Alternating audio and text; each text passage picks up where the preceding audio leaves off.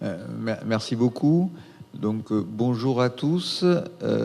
Je suis désolé, je comprends bien l'italien, mais je ne le parle pas.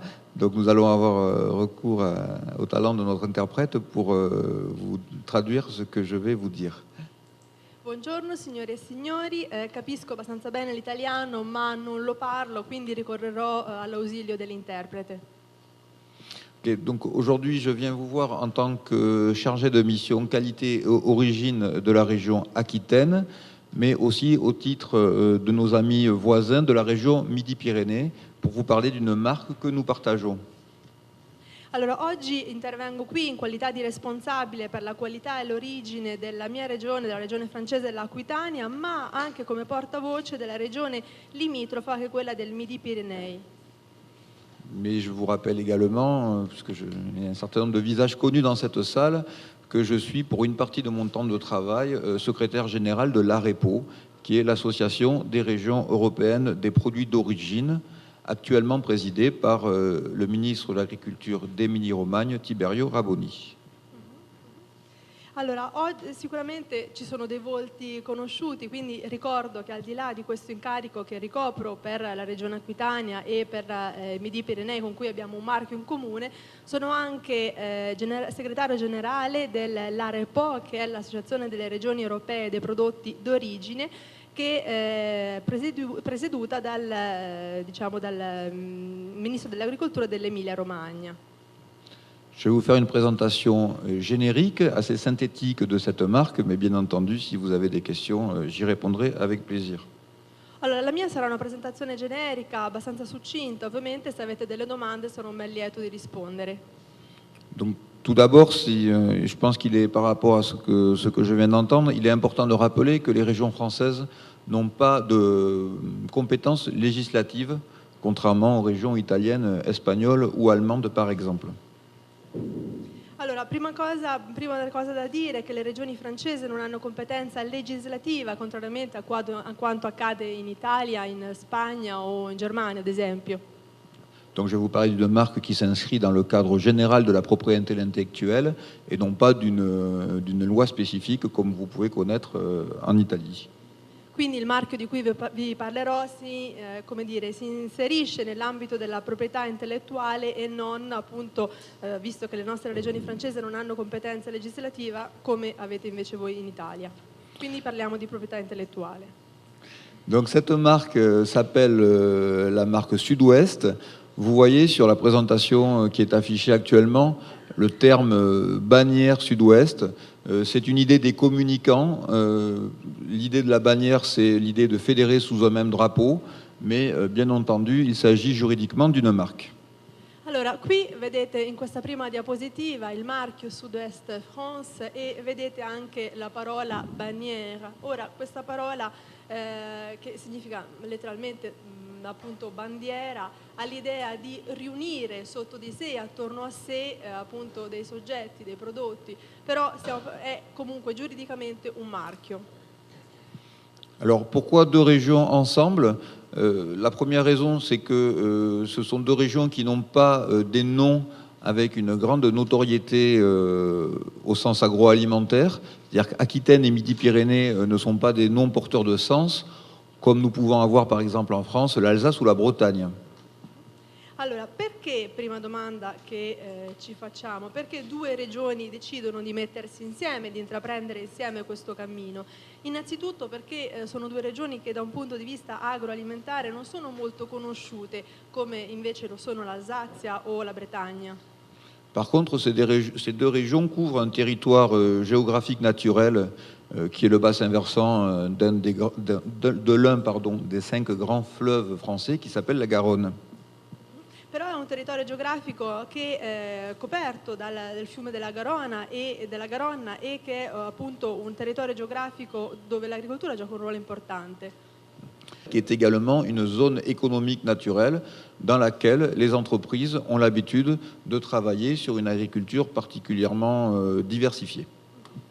ma appunto non c'è solamente l'agricoltura, che comunque è diversificata, è un territorio naturale che è ben aperto anche alle attività economiche, dove appunto le imprese si insediano e sviluppano, al di là dei loro settori, anche quelle dell'agricoltura che, ripeto, è diversificata.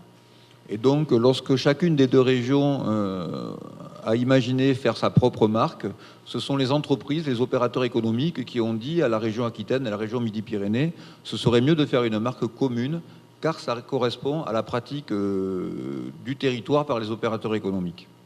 Quindi quando poi c'è stata l'idea da parte delle due regioni di fare questo marchio comune tra l'Aquitania e il Midi Pirenei, in realtà l'input è giunto proprio da queste imprese, da questi operatori economici.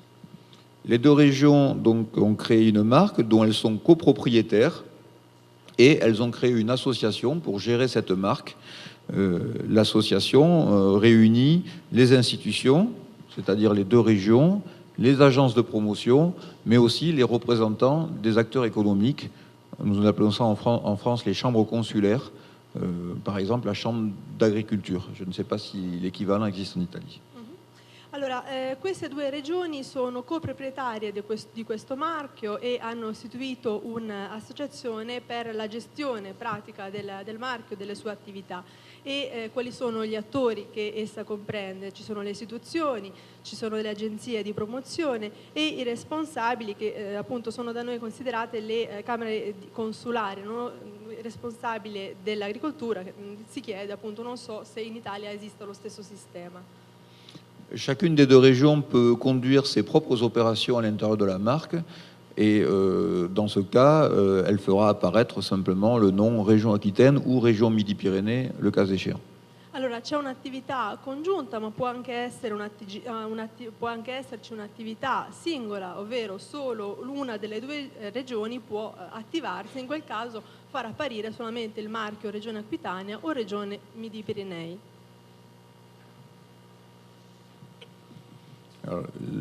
L'ambition de cette marque, c'est donc de fédérer, je l'ai déjà dit, et de promouvoir l'identité du sud-ouest de la France, qui a du sens. Le sud-ouest de la France a du sens pour les Français. C'est le territoire de la fête, c'est le territoire de la gastronomie, c'est le territoire du rugby.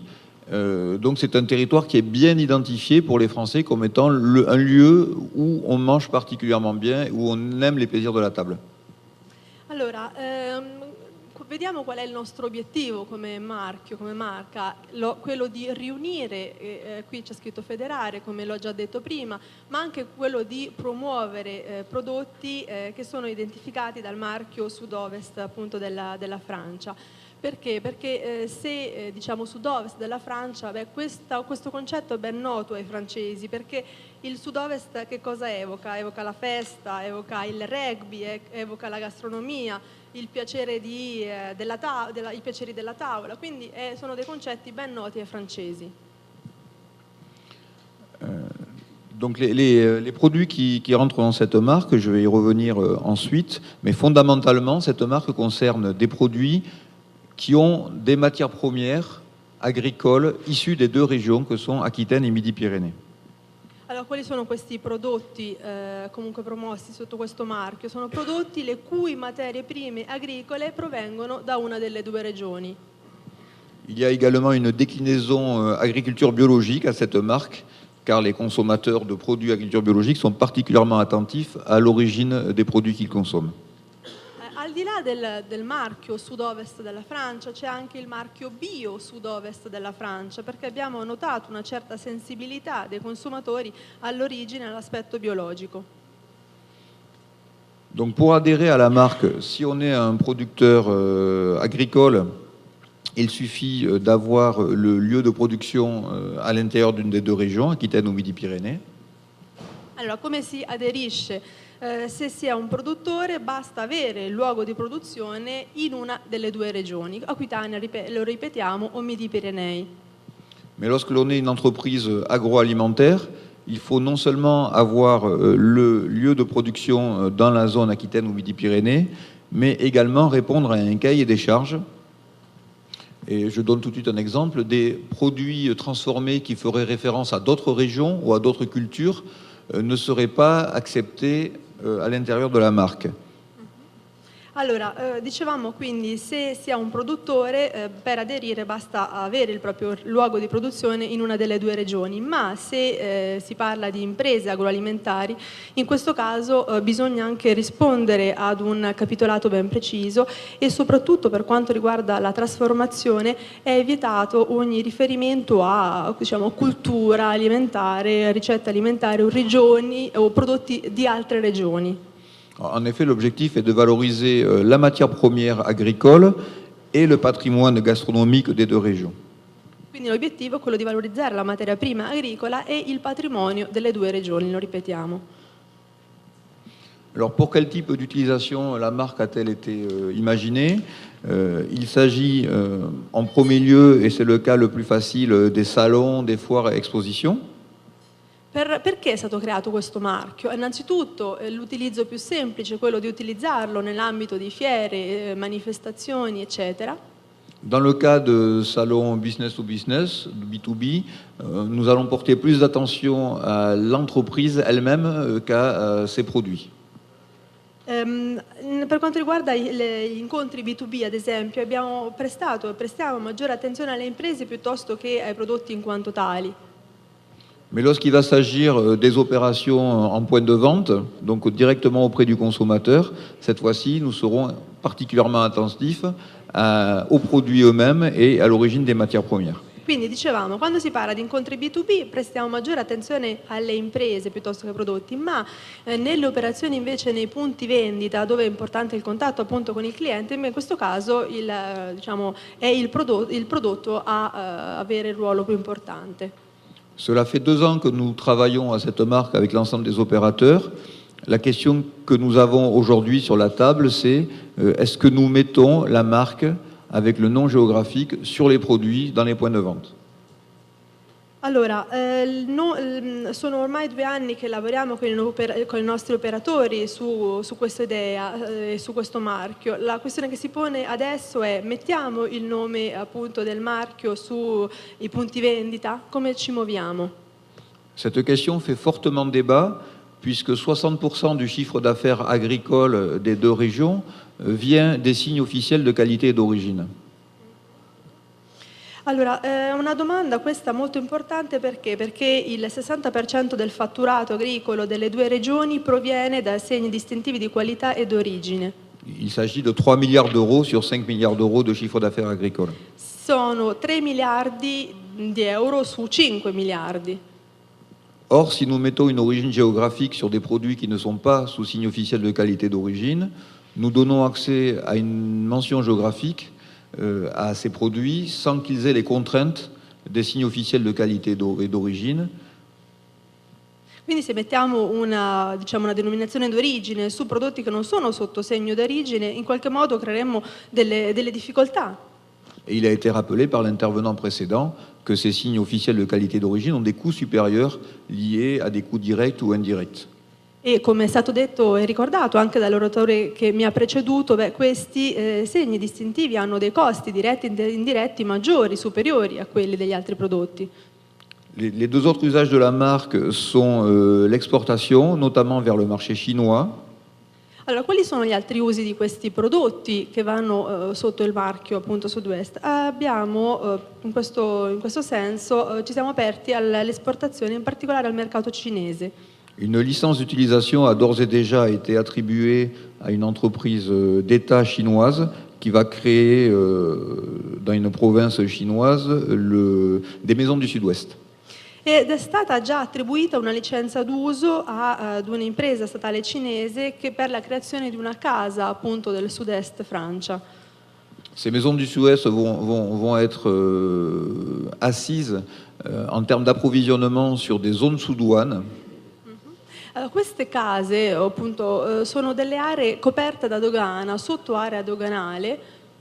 Ces zones sous douane permettent aux produits de la marque Sud-Ouest d'être présents en Chine, soit pour alimenter donc les maisons du Sud-Ouest, soit éventuellement, une fois qu'ils sont déjà en Chine, pour conquérir de nouveaux marchés et aller vers d'autres acheteurs.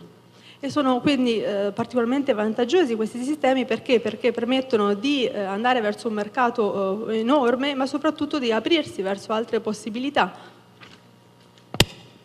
Sachant que nous avons commencé par une ville moyenne, Hangzhou, qui compte dans sa région 60 millions d'habitants.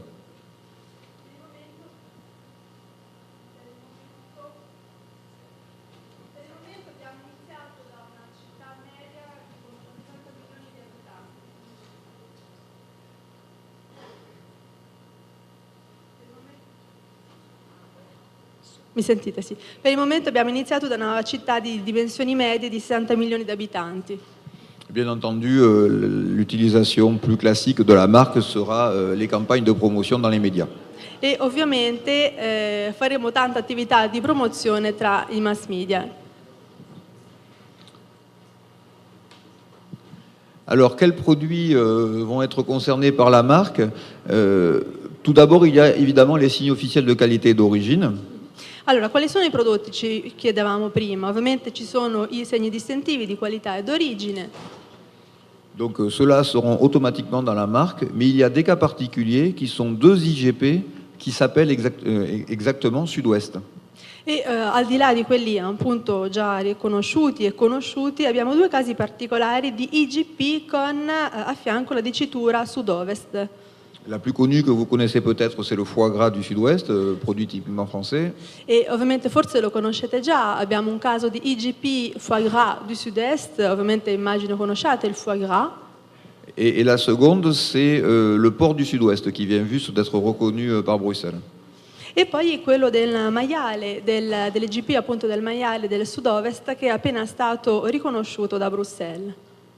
Donc, ce qui veut dire que dans les produits viande, il n'y aura pas d'autres produits que les produits du canard à foie gras et que les produits du porc du Sud-Ouest à l'intérieur de la marque. Quindi questo significa che nelle due IGP, rispettivamente quella del foie gras e della carne di maiale, non ci sarà altra carne se non quella delle due regioni, appunto a marchio IGP. L'objectif à nouveau est de ne pas donner un avantage concurrentiel à des viandes qui n'auraient pas les contraintes des produits sous IGP. Ovviamente l'obiettivo di questa azione è quello di non dare un vantaggio competitivo concorrenziale a prodotti che non abbiano già una dicitura IGP. Pour les autres IGP ou AOC ou AOP, le produit est exclusif dans sa zone, mais généralement ces IGP ou ces AOP ne couvrent pas la totalité du Sud-Ouest. Poi ovviamente al di là di questo abbiamo prodotti DOC, DOP, dove il concetto territoriale è importante, ma che non necessariamente coprono tutta l'area geografica. Par exemple, nous avons un kiwi, le kiwi de la Dour, qui est produit dans 1/5 de la région Sud-Ouest. Dans cette zone de la Dour, le kiwi de IGP sera